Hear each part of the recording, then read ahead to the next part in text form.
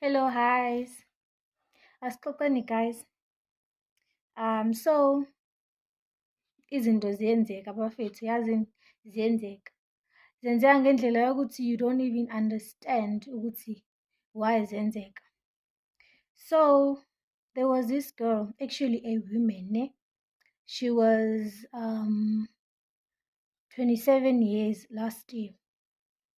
This whole thing happened last year. She was 27, yeah. Kusho ukuthi manje she's gonna turn 28. So the girl was working ehlala kamnandi with the husband. Yes. So makahlala kanjalo ne-husband. She isn't married yet, but kulotsholiwe. Nyazi kumaZulu ukuthi kuqala ngokulotshola, then the wedding and everything. So khona lokho angazi ngizothini mara-ke yeah, mekalotsholwe, angazi noma usuke ushadile yini uma ulotsholiwe traditionally, I don't know, but yeah, bekuyinto ekanjalo. Okay, mebehleli kanjalo nomuntu wakhe and then she fell pregnant. Makhulelwa kanjalo, she's working angithi. So wabeletha, everything was fine. Ubaba lo womntana yena bekasebenza ethatha ingane esikoleni umalume wabantwana, yabo. So he is home isikhathi esiningi, uyabona. So yeah, makasekhaya kanjalo-ke uhamba nje ngabo-2 mekayolanda ingane, nasekuseni futhi, yabo, ayihambisa ingane esikoleni. He's actually a driver, yabo. He was a driver. Yeah, he is, because namanje usawudrive. Okay. So mangabe untombazane ekhulelwa wase wazala, yes, wateta. Makateta kanjalo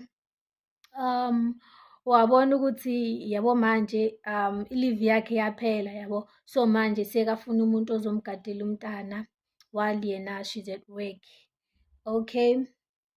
Wase wabona ukuthi no man, vele kunomntana usekhaya nje vele ohleli, so why ngingamceli ukuthi eze ezongigadela umntanami mina mengisemsebenzini, yabo, ngizohlala nje naye.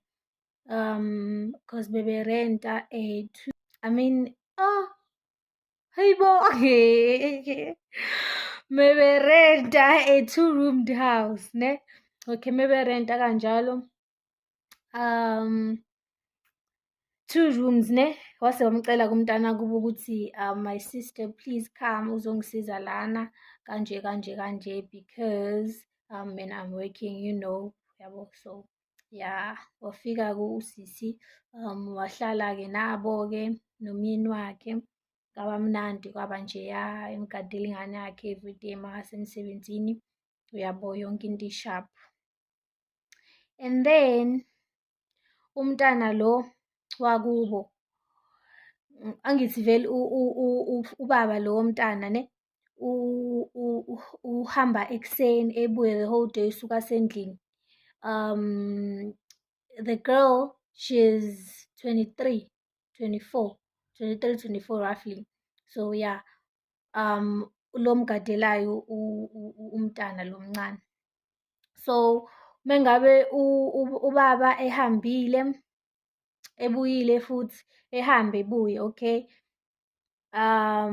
Angithi vele usebenza ukulokhuzana ukuhambisa iy'ngane, so vele isikhathi esiningi uzoba sendlini. Uzohambisa abantwana ekuseni ephinde balande futhi ngabo-2 lapho nje, yabo. So vele isikhathi esiningi usendlini. So untombazane lo who's 23 useyibonela indoda la endodeni yamntana sisi wakhe, I mean yasisi wakhe, yabo.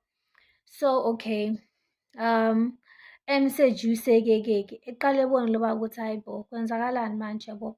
And then emsejuse one thing led to another, they slept. Cabanga. Okay, usisi lo akaboni, akazi lutho futhi nje, akaboni untombazane lo ukuthi khona into eyenzakalayo endlini, because she's very very very busy, yabo. So uhlezi abuye ekhathele futhi-ke nje usebenza ezesebenze nangama-weekends. She off only on Sunday, ne? So uhlezi vele nje esemgaqweni ebhizi esebenza nani nani.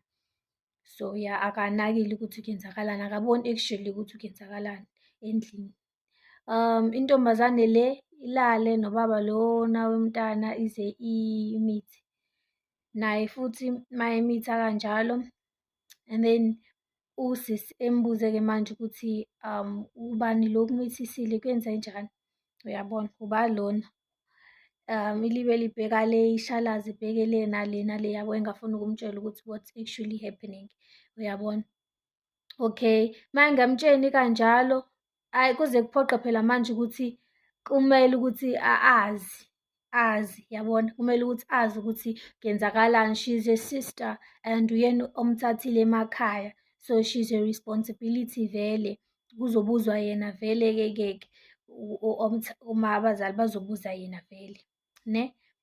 So usisi lo ehambe eye kubosisi bomntanakhe, ne? Makaya khona uyocela u-anti, her sister-in-law, ukuthi akamkhulumele naye because hlampe yena uzokhuluma naye, yabo, because akasiyo usisi wakhe, yena uzomtshena ukuthi ubani lo mfana lo ommithisile, yabo.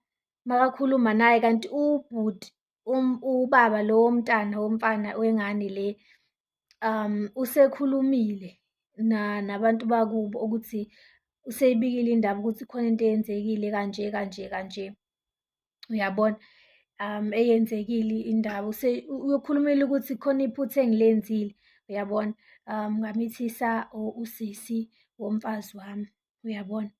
So ya mangabe efika umama lo usisi mangabe efika kubo uyabatshena ukuthi yazi senkunenkinga la eyenzakalayo 1 2 3, my sister is pregnant and she don't want to tell me ukuthi who's actually the father, ne? Hayi ebone nje ukuthi bayamshalazela nabo abafuna ukumtshena ukuthi yabo, nabo abafuni vele ukumtshela, bafuna ukuthi indaba eze yizwe ngobani, ngomyeni wakhe, okay. Hhayi bathi ayikwenzenjani, wayengafuni ukukhuluma nawe, wayengafuni ukukutshena, ethi angazi mhlawumbe uyasaba ukuthi mina ngizowenzani because I'm her sister, yabo. So I'm asking you ukuthi-ke u-anti phela ukuthi uzame ukukhuluma naye, uyabo. Kanti khona ingane la who's 16 nayo okade izwile ngenkathi efika ubhuti lo ezobatshela ukuthi kuyenzakalani. How? Hayi man, no, bekade kukhona intombazane lena 16, so le ngane le ijwayelene nalo ntombazane lo, yabo, omithi, ijwayelene nayo. Okay, mayijwayelene nayo kanjalo-ke shuthi yona mesiyasho ukuthi hhayi loyo umithiswe indoda yakho, ubhuti wami ommithisile, yabona. Iy'phaphele nje ivele ikhulume kanjalo nje, yabo. Vele ayimthandi nontombazane lo, so yase yavele yakhuluma nje kanjalo, yathi hhayi bo loyo umithiswe indoda yakho, indoda yakho emmithisile, uyabona. Angabhilivi-ke usisi lo, ethi ayikho leyo nto, my man, angeke ize iyenze leyo nto loyo, uyabona. Usisi lo hlampe unephutha noma kanjani kanjani, uyabona. Hhayi okay-ke mese-ke ehambe ebuyele endlini, u-anti ethembisa ukuthi hhayi ngizokhuluma naye, I'm gonna talk to her, ngizwe ukuthi what's going on, yabona. Okay-ke abuyele endlini asebenze nje as usually, yonke into ibe right, ibe sharp, yabona. Engafuni ukumtshena futhi lebele emncenga ukuthi hawu phela ngitshene ukuthi ubani khona, yabona, kuzokhulunywa-ke kulungiswe nani nani, yabo, yonke leyo nto loyo. Hhayi kuthi kuyi-Sunday nje ekuseni eze ngekholi usisi lo because vele she's off angithi nge-Sunday, eze ngekholi ukuthi awu siyeza lapho umakoti, iqhamuka ngale kubo bhuti lo ikholi, ne? esho ukuthi hhayi i-call isho ukuthi siyeza lapho sizokubona, vele bajwayele ukuthi beze ngama-Sundays mengabe kuphela inyanga, yabona i-get together thingy, yabo. So ujwayele vele ukuthi befike. So mese yabatshela ukuthi hhayi okay, ngizobe nginilindele, epheke everything, yabo, yonke into phela kumnandi, ujwayele angithi epheke ebhake yonke into, bayeza basemzini, angithi okay. Uma befika bethi ayi sizocela ukukhuluma, yabona, cela nje sihlale phansi sikhulume, yabo, nani nani. So ya behlale phansi-ke mese umama ubaba I mean ethi indoda nayo ikhona, mese yayiqala indaba eshuke ukuthi beze ngani undodana besababikela ukuthi khona iphutha akalenzile, ukhulelisile usisi wakhe, engayikholwa leyo nto still, yabona, engayikholwa ukuthi angeke aze ayenze leyo nto, angeke aze alale nosisi wami, uyabona, angeke nje eze yenze leyo nto, emphikele, yabo, yonke leyo nto loyo ephike cause vele bengatsheli ukuthi kungenzeka leyo nto loyo, yabona. Hhayi kuze kufuneke ukuthi kukhulume yena-ke the man, ne, kuze kudingeke ukuthi yona himself ikhulume. Mese iyasho ukuthi yeah, it's true, kuyenzekile 1, 2 no 3 and your sister is the one who flirted with me, ne, she's the one obeka-flirta nami nani nani, and then kwase kwenzakalile, but I'm sorry. So yeah, mese kuthiwa-ke indaba isizohamba manje ize iyiswe le kubo sisi, ne, kubhalwa incwadi, ibhalwa ubumndeni ngala, babhala incwadi babhalela kubo, ne, kushiwo ukuthi hhayi sekwenzeka into ekanje kanje kanje, kuhlela usuku ukuthi okay kuzohlala imithingi, umndeni wangala kwabomakoti nomndeni wangala, ne, ubhuti lo umyeni wakhe. Okay, lifika i-date bahlala imithingi, mese kuyakhulunywa kuze kufike kwi-decision yokuthi-ke because sekamithisile sekumele ukuthi manje ebathathe boyi-2. Imagine bengabe abathathe boyi-2, their sisters. Usisi lo omdala ethi yena angeke aze akhone ukuthi eshere indoda nosisi wakhe omncane, uyabona, ethi angeke aze akhone ukuyenza leyo nto. Bemncenge bemtshela ukuthi there is no other way, the only way nje ngoba vele umkhwenyana usemithisile vele futhi ekhaya, semele ukuthi emthathe futhi ezohlala naye, yabo, actually ezomenza unkosikazi wesibili, uyabona. So kugcine sekunebhifu-ke ibhifu, le ingane encane futhi isile injalo, ngiyabona, isile cause iyavuma yona yonke into nje because vele nayo iyona vele eyaqala yabona ukuthi isejuse ubaba lo, umfana lo. Okay, mengabe kuze kufike lapho ukuthi ngeke, kumele manje ukuthi ehlale naye, athi hhayi angeke mina ngikhona ukuhlala nosisi wami omncane ngishere indoda naye, uyabona. Hhayi okay, usisi lo ekhulume nendoda yakhe eyitshela ukuthi mina angeke ngize ngikhone ukuthi ngihlale nolo mntana lo wasekhaya, ngabe umakoti omncane, angeke ngikhone, uyabona. Mese-ke ethi yena ayi uzohamba, uyabona, epakishe impahla zakhe-ke ehambe, yabo.